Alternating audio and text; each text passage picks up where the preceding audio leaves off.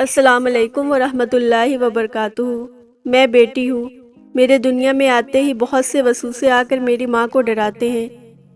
میرے لیے لوگوں کی نگاہوں سے فقط ہوس یا آگ کے شعلے برستے ہیں۔ میں بولوں تو کہا جاتا ہے اچھی لڑکیاں بولا نہیں کرتی، چپ رہتی ہیں۔ وہ اپنے باپ اور بھائی کے ہر فرمان کو سنتی ہیں اور سر کو جھکاتی ہیں کہ وہ ہر حال میں کنبے کی عزت بچاتی ہیں۔ میں اگر کچھ سوچوں تو میری سوچوں پر یہ کہہ کر اکثر پر کترے جاتے ہیں کہ اچھی لڑکیاں بے سروپا بات کو بلا وجہ سوچا نہیں کرتی۔ مگر اب میں کیا کروں کہ میرے خالق نے مجھے انسان بنایا، مجھے ہر چیز کا ادراک بخشا ہے۔ میں بھی حرف مدعا کے کچھ پھول ہونٹوں پر سجانا چاہتی ہوں۔ میں ایک مدت سے زندہ ہوں، مگر میرے مالک میں اب جینا چاہتی ہوں۔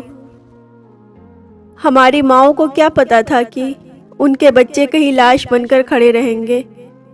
وہ ہنستی گاتی کلام کرتی اداس لاشیں کہ جن کے چہروں پر پھیلی زردی 1000 میٹر کے فاصلے سے دکھائی دے گی، اداس آنکھیں جو بجھ چکی ہیں، وہ گہری راتوں کے سیاہ لمحوں میں جاگتی ہوں گی۔ ہماری ماؤں کو کیا پتا تھا